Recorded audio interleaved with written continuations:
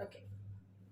So another topic is relationship between current density and electric field.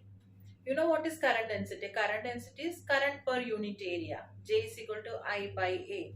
And electric field relationship. So the next derivation is relationship between current density and electric field.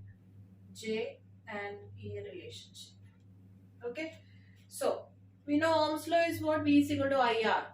Okay. And also you know potential gradient. In the second chapter we studied potential gradient E is equal to minus dV by dr, where V is the potential and R is the distance. The negative sign shows it is in the opposite direction. Both are in the opposite direction. Electric field and potential is in the opposite direction.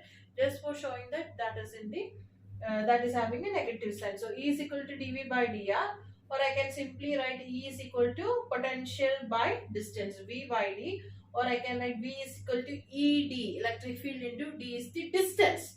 Okay, so in Ohm's law, the first step I will substitute for V as V is equal to ED, this ED, and IR, and R is the resistance that we know R is equal to rho L by A. We know R is equal to rho L by A, where rho is the resistivity, L is the length of the conductor, and area. Okay, so for R I will substitute R is equal to rho L by A. Now next step is this D is the distance, that means the length of the conductor itself. Distance or length. So here also it is the length. So this two I can cancel. So I will get E is equal to rho I by A. Rho I by A. What is I by A? I by A is the current density J. And rho is what? It is the resistivity. So E is equal to rho J. E's electric field is equal to resistivity into current density. That is relationship between E and J, but it is in terms of resistivity. Now 1 by rho is 1 by rho, 1 by resistivity is sigma, that is conductivity. Sigma is conductivity. So in order to write it in terms of conductivity, sometimes they will give resistivity, sometimes conductivity they will give in the problem. So depending on what is given.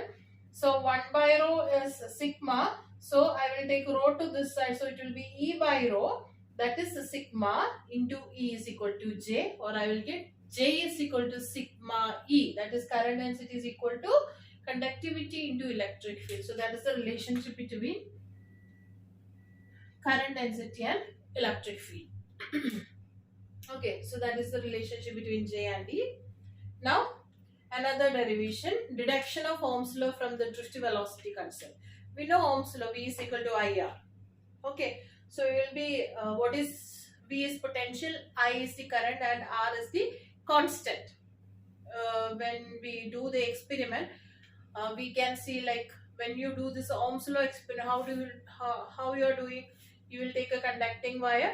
We will apply for different voltages. You will get different readings in a meter. Different readings of current you will get in a meter. So you will plot a graph. You will get a VI graph that is straight. So slope of VI graph is resistance. That is a constant. That is the experiment you are doing. Okay, practical experiment. Now this deduction of Ohm's law from drift velocity concept. For that, we know the expression for drift velocity is what? E by m into tau. And again for this E, I will substitute V by D or V by L, where L is that distance again. We know, but from the concept of potential gradient, E is equal to V by D or L. Okay, so for this E, I am giving the substitution V by L. So E by m into tau or EV by ml into tau. Now also we know I is equal to NEAVD. Okay, for that the drift velocity over here I will substitute the above expression. Okay, so you have I and V. So V by I is R, right? V by I is R. Ohm's law is V is equal to IR, or V by I is R. So what I'll do is I'll take this I to this side, so this will become V by I, and this will ml going numerator, the rest will be coming into the denominator. So I'll take I to this side, so it will be V by I, that is equal to ml numerator, it will go to the numerator, and NE A tau will go to the denominator. NE, another E is also there. E, A tau will go to the denominator. So that is this. V by I is equal to ml n E square A tau. Okay, so that you will be getting. Now, what is V by I? V by I is the resistance as per Ohm's law, right? So let us see the RHS.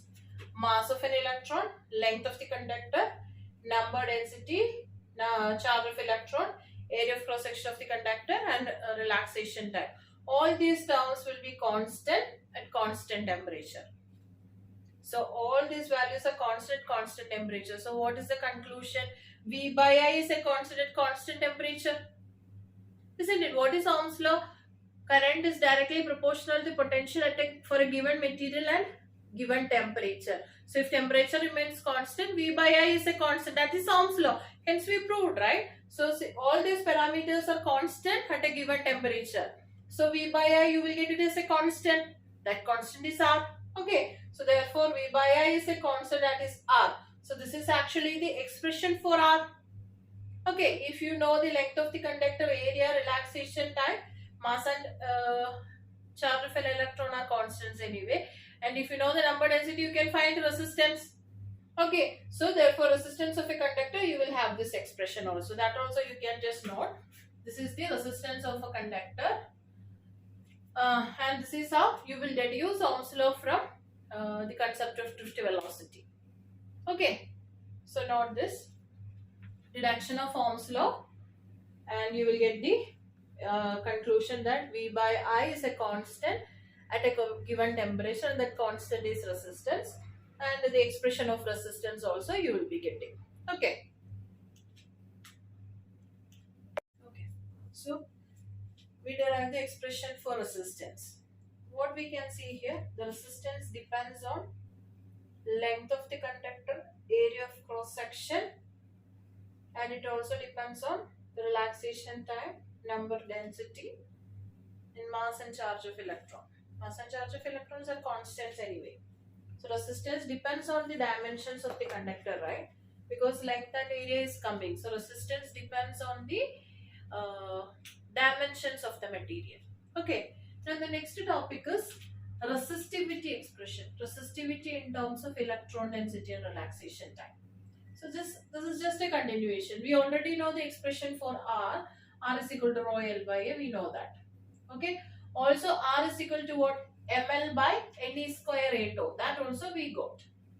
Expression for resistance. Now when you compare these, L by A is here.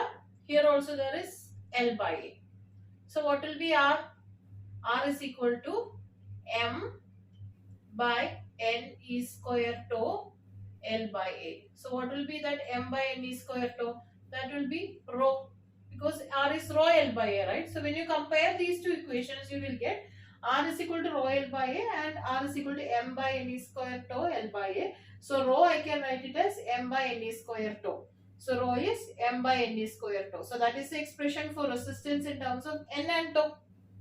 That is what they asked, right? The resistivity in terms of N and tau. Okay. So from this what you will get? This resistivity is independent of dimensions. It is independent of length and area. Here you can see the resistivity is independent of length and area of cross section. L and A is not there. So resistivity is independent of L and A. Okay. But it depends on what? Depends on number density, that is number of electrons per unit volume, and it depends on the relaxation time. Both inversely related. Okay. So this resistivity depends on number density and relaxation time. Okay. Clear, right? So that was the next point.